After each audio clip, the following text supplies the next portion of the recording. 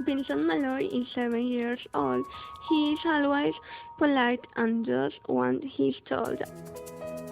For a boy his age, he's considerate and nice, but he wants to adjust, like Vincent Price.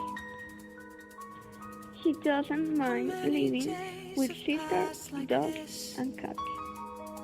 Though he later shares a home with spiders and bats, where he could reflect on the horror he's in bed, and wonders that always alone and tormented. Vincent is nice when his aunt comes to see him, but imagines dipping her in wax for his wax museum. He likes to experiment on his dog Abercrombie, in the hopes of creating a horrible zombie. So he and his horrible zombie dog could go searching for victims in the London fog. His thoughts aren't only of ghoulish crime. He likes to paint and read to pass some of the time, while other kids read books like Go Jane Go. Vincent's favorite author is Edgar Allan Poe. One night while reading a gruesome tale, he read a passage that made him turn pale. Such horrible news they could not survive, for his beautiful wife had buried alive. He dug out her grave to make sure she was dead. When aware that her grave was his mother's flower bed, his mother sent Vincent of his room. He knew where he was sentenced to spend the rest of his life, and along with a portrait of his beautiful wife.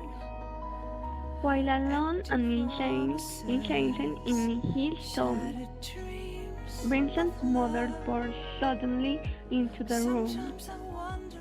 She said, "If you want to, you can go out and play. It's sunny outside, and it's a beautiful day." Vincent tried to talk, but he just couldn't speak. So he took out some paper and scrawled it with a pen. "I'm possessed by this house, and I can never leave it again." His mother said, "You're not possessed, and you're not almost dead. These games that you play are all in your head. You're not Vincent Price, you're Vincent Malloy. You're not tormented or insane, you're just a young boy. You're 7 years old, and you're my son. I want you to get outside and have some real fun." her anger now spent.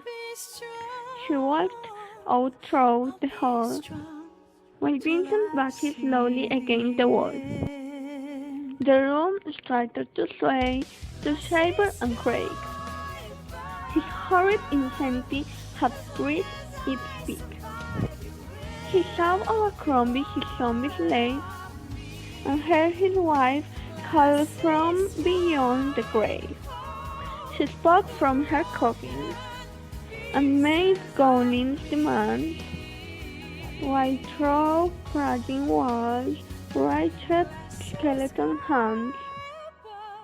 Every horror in his life that had crept through his dreams set his mad loud to the terrible screams. To escape the madness, he reached for the door, but the falling and lifeless down on the floor. His voice was soft and very slow, as he quoted the Raven from Edgar Allan Poe.